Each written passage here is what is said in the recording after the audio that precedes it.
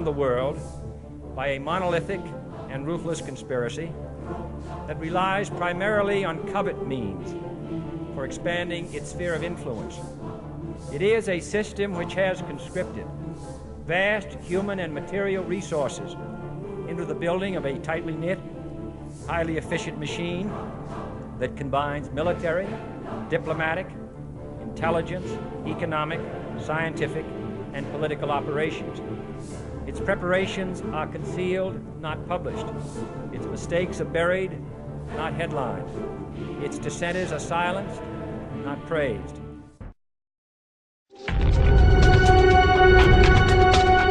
Deborah Tavares starts tonight off her first hour. She, of course, is a fountain of knowledge of all kinds of different things that are being unleashed and used to assault our way of life, our health, our future, our dignity, our freedom, our liberty, and all the rest of it. Deborah, welcome back to the program.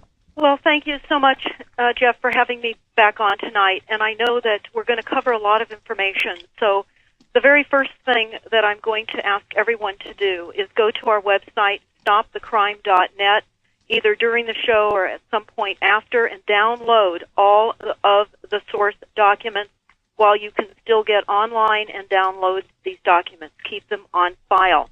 It is absolutely important, Jeff, that everyone, and I know most of your listeners know, our government has been seized. Oh, it's a major, absolutely. And a historic coup has taken place. In fact, not just the government, I think our way of life has been absolutely. We're under massive assault. And, you know, everybody right now is talking about whether we have the right to be surveilled or not. The real question is, will we even survive? And in the source documents that we're going to go over tonight, all through those documents, they say that we do not ask the right questions. And so I can say that the elites believe that every action, no matter how cruel or evil, is for the greater good. So everyone needs to keep that in mind. Their motto is terror and disinformation. And if you remember that, you'll get most everything else right. And that includes going to your local city council meetings like we did over the last few days. And I'll just say a couple of points about that because people need to know on a local level how to look at the source documents that we're going to be going through.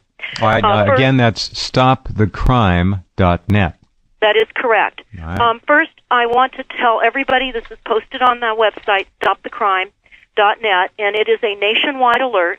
A major university has teamed up with Google Earth to identify if your private property is infected, and they're using GPS coordinates, and I won't go into that in great detail other than to say that California and parts of Oregon are being attacked with a sudden oak death syndrome. It's affecting trees, oak trees and laurel trees. The trees are dropping by the hundreds, and this has been happening since the late 90s. Oh, no, they've lost tens of thousands of oaks. And yes, they have. They're deforesting us. In the Iron Mountain documentary and in the report, you will see the intention is to deforest us.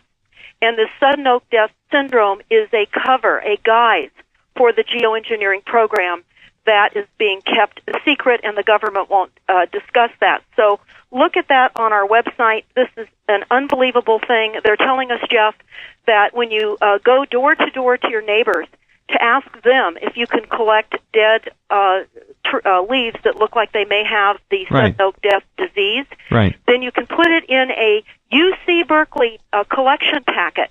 That will be shipped down to the lab, and it will be determined if those trees are in fact infected, and then that will be placed on Google Earth map so that everyone can see where the infected areas are. Now, if there are as many infected areas as we know there are, we know that this is nationwide, and not oak trees. They'll identify other trees because trees are dying by the hundreds of thousands all over the planet.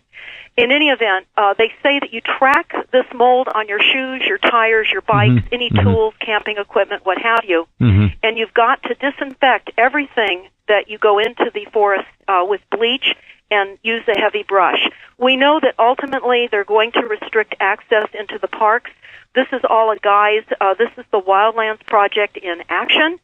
This is going to limit and end our ability to go into the open space. And yesterday, our County Board of Supervisors here in Sonoma County, which is the north coast of California, just 5-0, fortunately, disapproved the state parks wanting to implement what they call an Iron Ranger, where they want to charge you to park in the parking lot to go down to the beaches. Yeah, so I know. can tell you right now we're under massive attack. But more than that, before we all are lobotomized with all the chemicals that they're dumping on us, and while we all can still think we must get this information out as quickly as possible and digest it in as tight of bundles of information as possible. So that's why we've put those source documents up, selected those documents, because we believe that if everybody were to read the Silent Weapons Quiet Wars document and then go scroll on down through those documents within 10 hours, they would be pretty much up to speed. Right. And they would then know how to take that information into their local city councils and understand what is happening to them, because we are being murdered right now. And Jeff, we've been warned. The documents have been available for a very long time. It's not too late for people to quickly get on the learning curve, because the plans that they have for us are accelerating.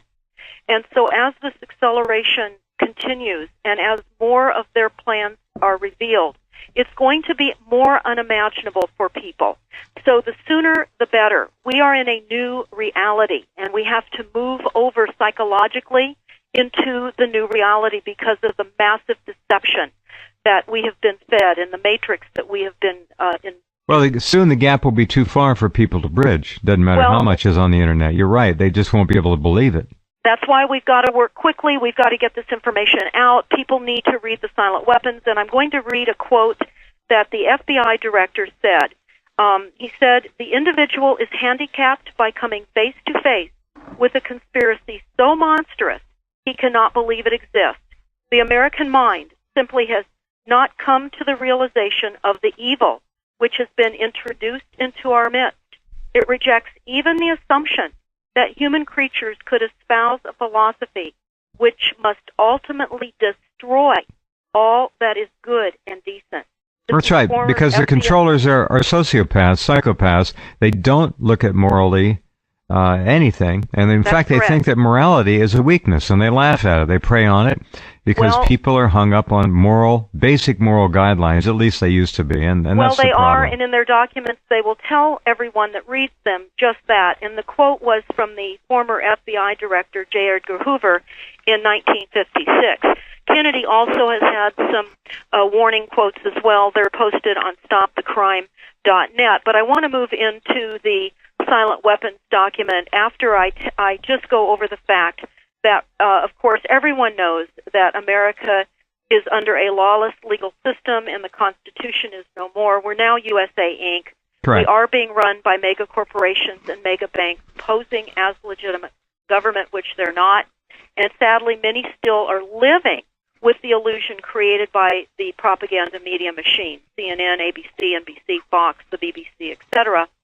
And the FCC and the WHO and the AMA and the EPA, all of these agencies are just simply agencies under the mother corporation, USA Inc. and Earth Inc. We're in Earth Inc. So it is most important to understand that. And as far as Deborah, in the aggregate, all the organizations from the mainstream media to the AMA really compromise the fourth branch of government. We have 4 branches now, and they are all accountable, of course, to these mega corporations. But that's the 4th branch of government. Absolutely. Well, I can tell you that we are now Earth Inc., and according to documents and according to the facts, that's where we are at this point. So moving into the silent weapons document, it's really important to understand that... Where do we find it on the page? Help people find it. Okay, well, I'm going to go through page by page, but I'm just going to do a general summary of a couple of paragraphs right now, and then I will start listing page numbers as I go through specific Okay, things. But where on the page can they find it? That's what I wanted to point them to. On the website. Okay, under stopthecrime.net, source documents, and then you'll see silent weapons, quiet top in the middle. Okay, gotcha. Yeah, all right. Yes, and then open that up. and then people can follow along, or they can listen to this later and go through the document as we discuss it. Very good. But just a general overlay right now, and then we'll go into page numbers. It's very, very important to understand the policy of the silent weapons, and it maps out the covert schemes and the fact that war was declared upon all people by this diabolical group. The silent weapons system is a type of biological warfare which attacks the vitality, options, and mobility of individuals of a society by knowing, understanding, manipulating, and attacking their sources of natural and social energy and their physical, mental, and emotional strengths and weaknesses. This weapon is applied gradually. The public adjusts and adapts to its presence and learns to tolerate its encroachment on their lives until the pressure, the psychological via the economic, becomes too great and they crack up. The public cannot comprehend this weapon and cannot believe that they're being attacked and subdued by a weapon. Yep. So this is very important to understand how they devised the silent weapon strategy. So now we're on page 4 of the silent weapons document. And I will tell you, though, that it is a policy that was adopted by the Bilderbergs at their first Bilderberg meeting in 1954. And so that is where this started, and you can read that prior to page 4. Okay, the manual, it says, the manual itself is an analog, a declaration of intent. It says such a writing must be secured from public scrutiny. Otherwise, it would be recognized as a formal declaration of domestic war. And they say a domestic war exists between the said persons or groups of persons and the public. And it talks about how the solutions of today's problems require an approach which is ruthlessly candid, with no agonizing over religious, moral, or cultural values. They go on page 5 to discuss how the Rockefeller Foundation got in on the ground floor by making a 4-year grant to Harvard College, funding the Harvard Economic Research Project for the study of the structure of the American economy. And then 1 year later, in 1949, the United States Air Force joined in. We're going to talk about the United States Air Force when we move on over into the NASA war document, but I want you to take note. The Air Force joined in. We're moving over to page 6 of the silent weapons document. The Quiet War was quietly declared by the international elite at a meeting held in 1954. And then under energy on page 6, they talk about all science is merely a means to an end. The means is knowledge, the end is control. Beyond this remains only one issue: who will be the beneficiary? And in 1954, this was the primary issue of concern. Although the so-called moral issues were raised, in the view of law of natural selection, it was agreed that a nation or world of people that will not use their intelligence are no better than animals and who do not have intelligence. So people are beasts of burden and stakes on the table by choice and consent. They talk about in the interest of the future of the world and peace and tranquility, it was decided to privately wage a quiet war against the American public with an ultimate objective of permanently shifting the natural and social energy, the wealth of the undisciplined and irresponsible many into the hands of the self-disciplined, responsible, and worthy few. When did Silent Weapons for Quiet Wars first appear? Was it in Cooper's book, or did someone have it before that? Well, it was prior to that, and at the beginning of the document, it does discuss where this was originally found in the preface. So I encourage everybody to What year would that have been? It was supposed to have been found in a government copy machine. Yeah, it was in. It was found in a Boeing aircraft copy machine that was IBM actually copier that was purchased for scrap, and it was found on July 7th of 1986. And then it was massively released, and then of course William Cooper heard about it, and that became one of the beginnings of his book. That's a whole document in the beginning He of his just book. dropped the whole thing in there. I read it first in it had to be 88 or 89. It was a shocker. Well, it is a shocker, and Yeah. I'm going to tell you what they talk about, what the purpose of the silent weapon is. They said the silent weapon quiet wars was necessary to create and secure and apply new weapons, which they say was a class of weapons so subtle and sophisticated in their principle of operation and the public appearance as to earn themselves the name silent weapons. And here's what they describe. Everything that is expected of an ordinary weapon is expected from a silent weapon by its creator.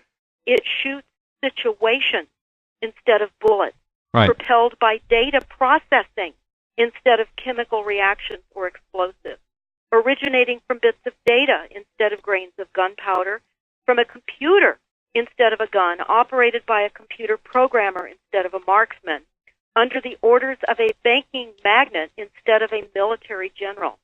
They say that it makes no obvious explosive noises, causes no obvious physical or mental injuries, and does not obviously interfere with anyone's daily or social life.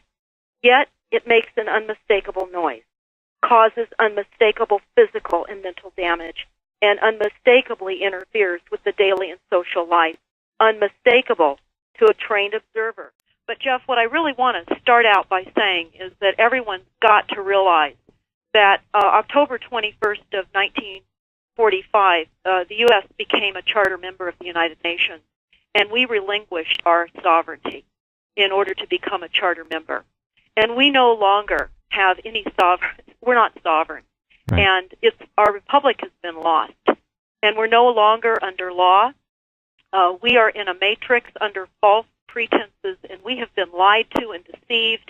This is what this entire NSA facility is in Bluffdale, Utah, where I went on July the 3rd and the 4th to go there and bring awareness to that massive 1 million square foot facility in Bluffdale, Utah.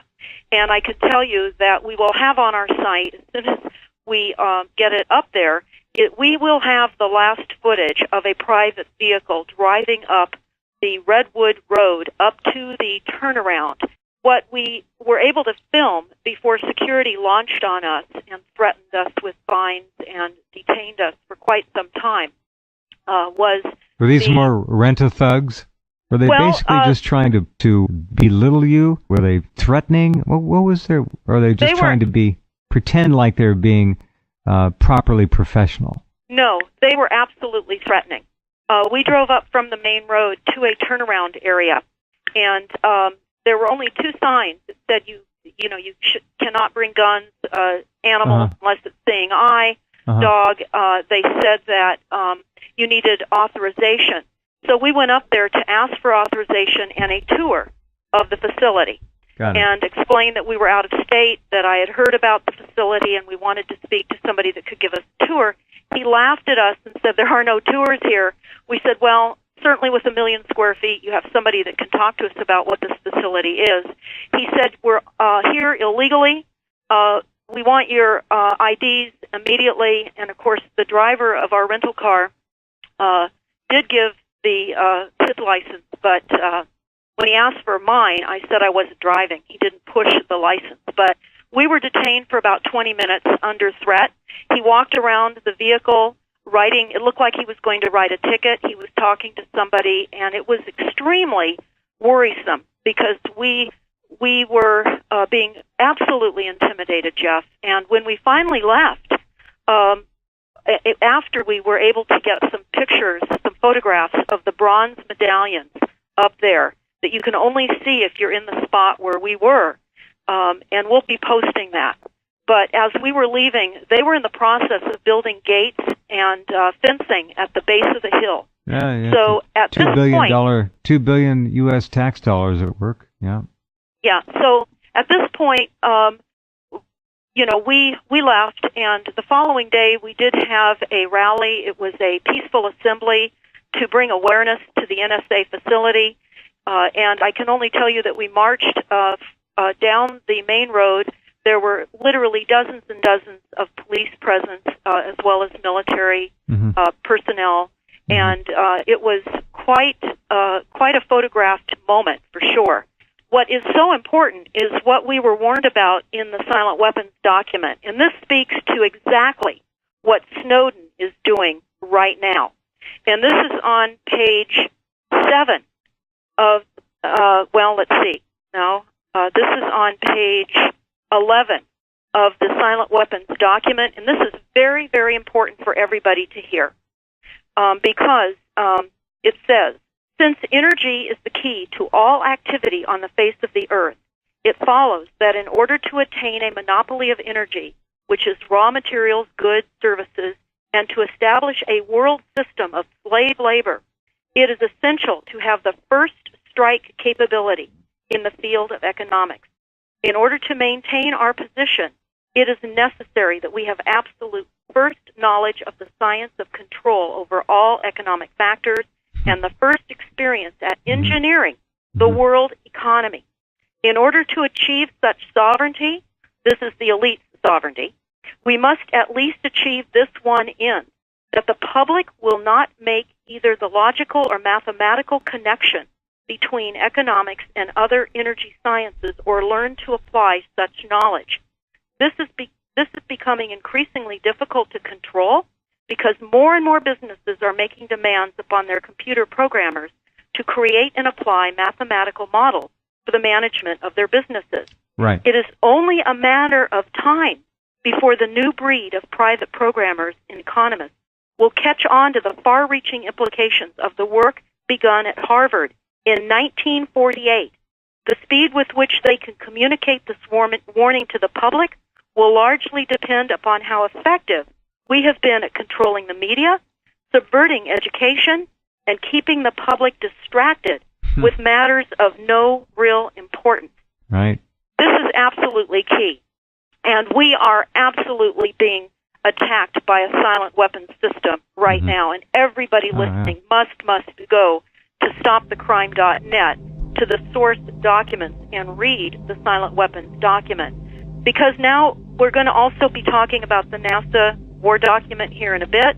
Good. I wanted to set that up by saying in the silent weapons document on page 8, it says a silent system is applied gradually. The public adjusts and adapts to its presence and learns to tolerate its encroachment on their lives until the pressure, psychological via economic, becomes too great and they crack up. That's the boiling frog principle. Yes.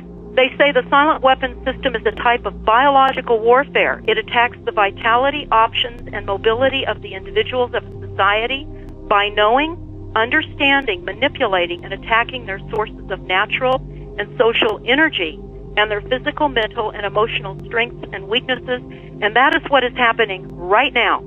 And what our biggest concern at this moment, while they're distracting us with many, many things, is the ultimate, which the elites are striving for, and that's global mind control.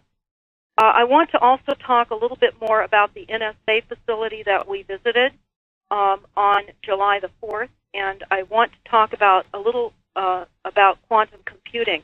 And it is the next phase of data analysis, and after each and every human being on the planet has been successfully profiled and cataloged in the NSA global data bank, it's simply a practice known as biosociology, or the molding by the global elite.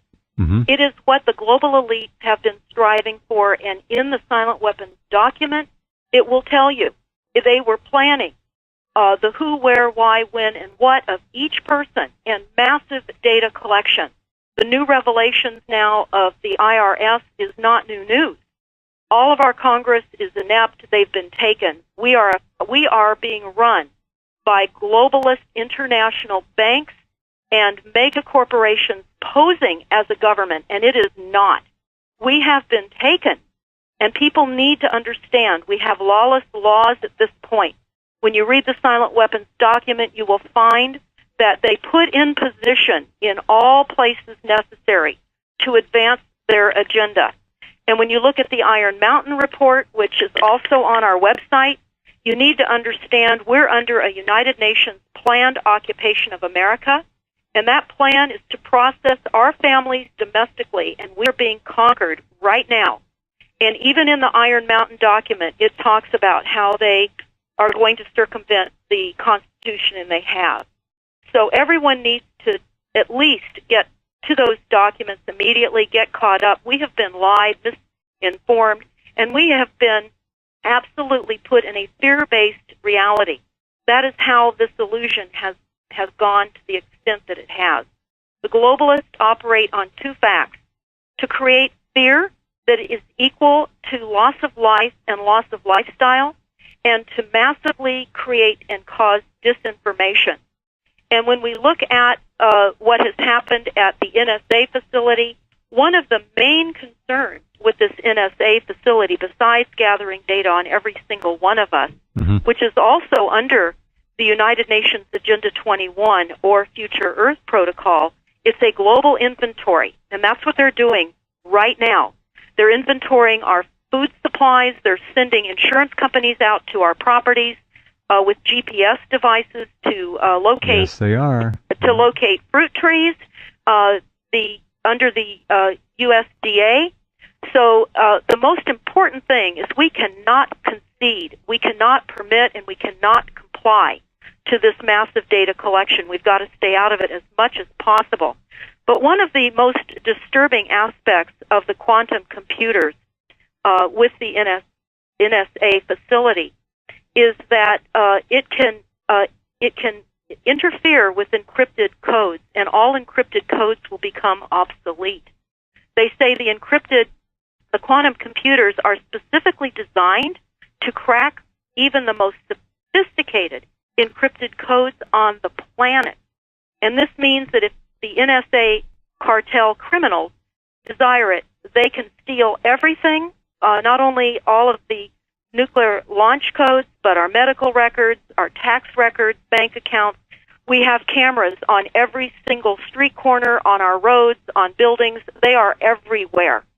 And this is what the smart meter, the global smart grid, is all about, this massive data collecting. And we must remove these smart meters off our properties. We cannot allow our utility companies to do this to us. These are biohazards. We are being attacked. And the weapon of choice is a silent weapon. This is a quiet war system, and they're using frequencies and data mining. And this is for ultimate mind control. So what they've done is Microsoft was set up so that there would be one global operating system that the U.S. government had a backdoor into for all computers everywhere in the world. Right. Then they set up Google as a search engine, and let's just look at the background of the two guys who supposedly set it up. Larry Page and Sergey Brin. That's right. Now, Sergey Brin he was born in Russia, so he's from an immigrant family. But listen to this. His father was a mathematician who worked at the University of Maryland, and his mother worked for NASA. I didn't know that one. That's well, it's like a blue line. NASA. And that is exactly where Sergey Brin and Larry Page park their private jets. Of course. Is at the NASA facility. Mm-hmm. They don't have to go through TSA. Gosh, what a surprise. Right. Larry Page is an American. His parents were both computer science professors at Michigan State University, and his father was one of the top experts in the United States on artificial intelligence. Now, Sergey Brin married a Polish-American woman called Anne Wojcicki. So as soon as Anne Wojcicki married Sergey Brin, she was given millions of dollars in venture capital the day of the wedding. I think she got $20 million just to start. Right.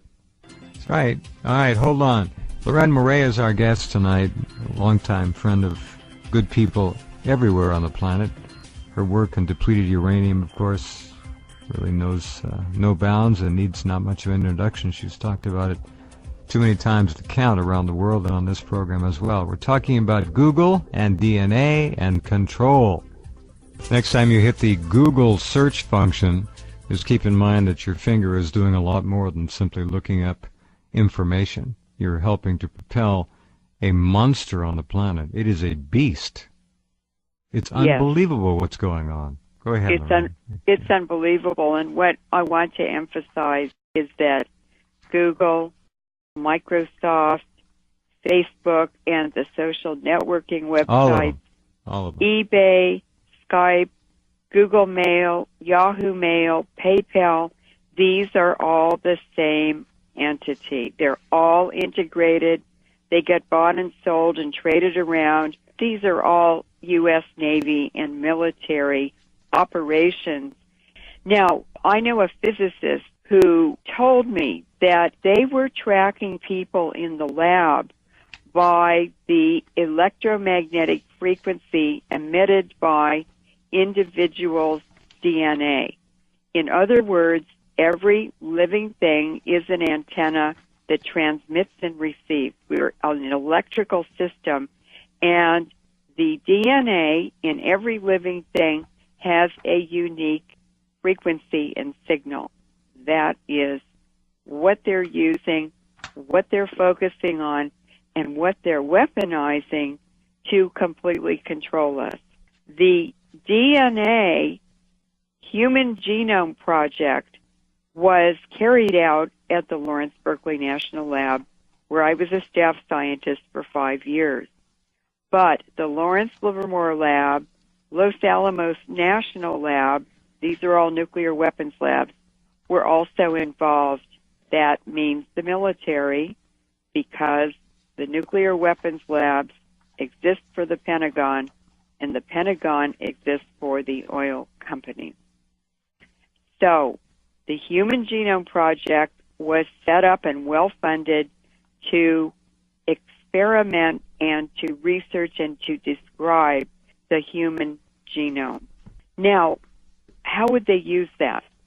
Well, what we know about Google is that they are doing DNA surveys from space. This would be NASA and the Navy. NASA is run by the Navy.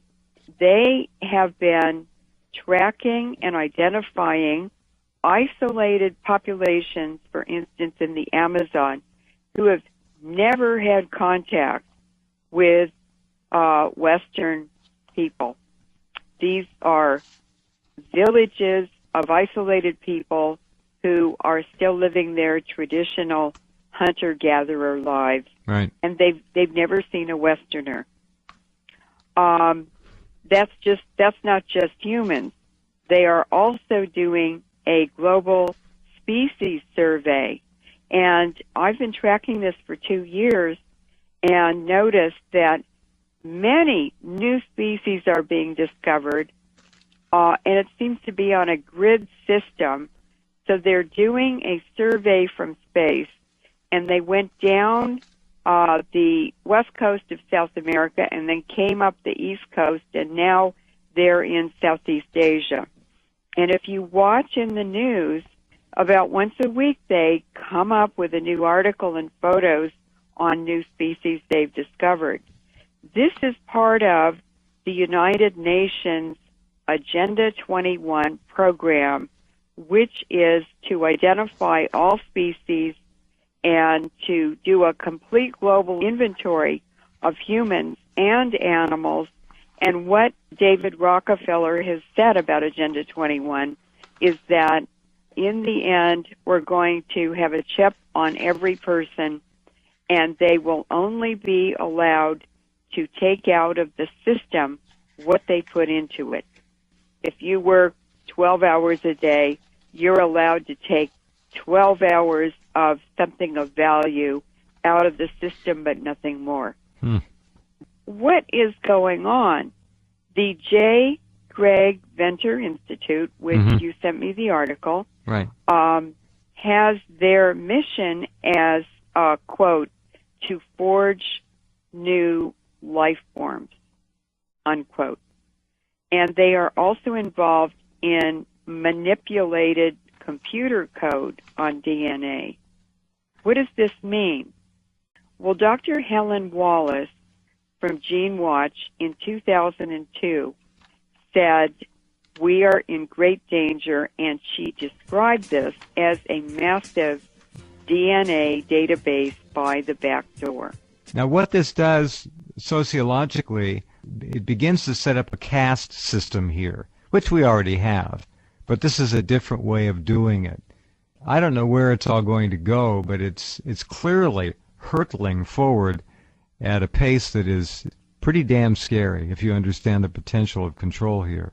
And what they're doing is using computing, medicine, technology, and the police state to converge into basically what is creating a totalitarian scientific oligarchy. And their purpose is to get this information and use it in discriminatory programs where the rich benefit and the poor are impacted negatively by these programs. And the second part of that agenda is the depopulation initiatives. Now, a really good example about this biopiracy. Now, I did an interview with Dr. Wynne Parker. So on the air, I was talking about depleted uranium and the tremendous affinity it has for the DNA and mitochondria, because uranium and phosphate structures, they have a love affair all through the universe. And that means that when people are exposed to uranium particles from these wars in Iraq and Afghanistan and Yugoslavia, and by the way, it's over here in 2 weeks in the U.S., and we're inhaling it. Sure, all the time. It sticks to our DNA and our mitochondria that provide all the energy for the body. Somebody made the decision to go ahead and use it against the people in Yugoslavia and then Iraq, knowing full well what would happen. And that's a party I would like to see brought to justice, whoever that was. So as I was sitting there describing all of this to Dr. Parker, and I was talking about HARP, this is all integrated into the HARP system, I knew that Dr. Parker, Wynne Parker was not his real name. I knew he was a CIA scientist. I knew he'd worked for the U.S. government, for the Department of Defense, for the World Health Organization, and the UN at different times. And I knew that he was a microbiologist who knew the whole field because he had to advise the government. And so I just said, Dr. Parker, what is the application of this discovery that nanoparticles are transmitters? And he caught his breath and he said, well, it's to redesign the human genome. That's all, huh? That's all. They're going to create a new species, is what they're talking about here. It's Basically. to create anything they want to. That's right. It's to repeat anything they want to. It's this totalitarian, insane scientific oligarchy that's run by psychopaths, and they think they can do anything they want to. Well, so far nobody's around to stop them, unfortunately. Now, what is transmitting and receiving that's around us? Well, how about cell phones in the megahertz frequency band? These are some abstracts that I'm going to just read the titles of. This is 1996. Single and double-strand DNA breaks in rat brain cells after acute exposure to radio frequency electromagnetic radiation. And they used the cell phone frequencies. DNA strand breaks in rat brain cells. So they're talking about sterility, about cancer, and about altering people's behavior. And the airport scanners are doing the same thing. Wouldn't surprise me. I'm amazed that there's very little attention being paid to the electric grid. And as all of you listening know, it is surrounding you and everybody you know 24 hours a day. Your home, your office, it doesn't matter. It's called wiring in your walls. And that 60 hertz electric service that you rely on to power your goodies can also be used to carry any kind of telecommunication business you can imagine, and I would submit mind and behavior altering and control platforms as well. It's all doable. It's very simple to do because we are electrical systems and we transmit and receive just like any other antenna. We're electrical first and chemical second. We are electric beings. That's right. And a lot of this was described in the 1930s in the lectures that Bertrand Russell gave at Oxford University. And I would like to read a paragraph, if that's okay. Yeah, we have 3 minutes, so you have to hurry. Okay. A totalitarian government with a scientific bent might do things that to us would seem horrifying. The Nazis were more scientific than the present rulers of Russia and were more inclined to the atrocities that I have in mind. If they had survived, they would probably have soon taken to scientific breeding. Any nation which adopts this practice will, within a generation, secure great military advantages. The system, one may surmise, will be something like this, except possibly in the governing aristocracy. All but 5% of males and 30% of females will be sterilized. The 30% of females will be expected to spend the years from 18 to 40 in reproduction in order to secure adequate cannon fodder. As a rule, artificial insemination will be preferred to the natural method. The unsterilized, if they desire the pleasures of love, will usually have to seek them with sterilized partners. In other words, Jeff, Bertrand Russell's message is that wild reproduction is no longer an option. Yeah. So basically, they have unlimited budgets. They have an unlimited scientific body in universities to do all this research. And today, over 50% of scientific research money in universities comes from the Pentagon.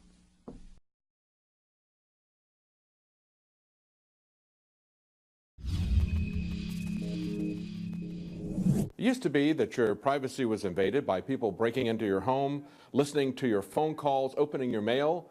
But technology has made it far easier for criminals and governments to invade your privacy. As a matter of fact, you could argue that metadata is far more dangerous than just listening to people's phone calls or opening their emails. InfoWars has been warning you about this for a long time. Here's just one article from 4 years ago where we told you about Google's cozy relationship with the CIA, joining with them in an internet monitoring project that would scour Twitter accounts, blogs, and websites and be used to, quote, predict the future. Google's venture capital firm and the CIA's In-Q-Tel invested $10 million into a company called Recorded Future. Using metadata, Google and the government can predict not only societal trends, but individual action, knowing better than you do where you will likely be at a certain time.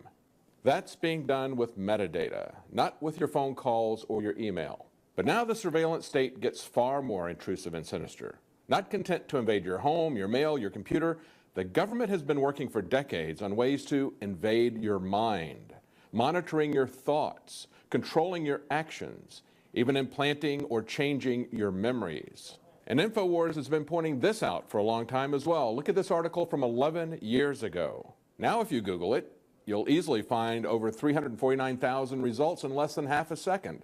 And the government and its media have gone from ridiculing reports of their mind control research, calling you a conspiracy theorist if you report it, to taking credit for it, even putting a humanitarian spin on their demonic creation. The mainstream media is positively giddy about the prospects of mind control and memory manipulation. How will the IT revolution help change our minds, improve our lives? Are we going to cure diseases like Alzheimer's, move objects just by looking at them? DARPA wants you to see the purpose of their research as producing a medical device for Alzheimer's or PTSD. DARPA also wants you to see their militarized robots as something that will save your life in a natural disaster. They want you to believe that building a robot that can run faster than a human is to save you, not to hunt you down. Of course, DARPA's evil inventions could be used for benevolent purposes, but benevolent medical devices are not DARPA's mission. Their mission statement says that it's to overcome multifaceted threats, to wield cyber as a military capability, to open new operational regimes with advanced platforms and weapons, and to build a strong foundation for tomorrow's military. DARPA weaponizes technology. They're not looking for a cure for Alzheimer's. They're not even looking for a cure for PTSD. They're looking for a way to weaponize mind control. Keep that in mind when you hear this. We can actually connect the mind to a computer now and actually begin to, quote, read thoughts. You can type, you can issue commands, and we can even photograph what you're thinking about. Meaning that, in principle, we can photograph a dream. Homeland Security's mission isn't benevolent medical devices either. As InfoWars reported 3 years ago, Homeland Security, as part of their so-called anti-terrorism mission, developed a memory transfer system at the University of Southern California. The Pentagon and Homeland Security pretending that their mind control programs are benevolent medical devices. It's just like the thought police and the interrogators from the novel 1984 calling themselves the Ministry of Love. Homeland has a familiar ring to it and a familiar purpose. Who knows? Maybe we'll upload a vacation you never had. Or maybe they'll use you as a false flag terrorist. Kaku even referenced Total Recall. Tell us your fantasy. We'll give you the memory. You want to be a crime fighter, or a world-class athlete, or a secret agent. Yeah. Happy trails, man. What happens if our criminal justice system comes up against the fact that memories, eyewitness accounts cannot be trusted anymore? Finally, Kaku talked about another aspect of brain control besides selectively removing memories or implanting new fictional memories. InfoWars has been covering for a long time the dream of Ray Kurzweil, now director of engineering at Google, and of others, that they will transfer their consciousness into machines, that they will merge with machines in what they call the singularity. So, Professor, are we going to be able to live forever, store memories? Well, President Barack Obama and the European Union are going to dump $1 billion, that's billion with a B, not an M, to the Brain Project so that we're going to create basically a disk with all your neural patterns, maybe your memories and thoughts and desires on it.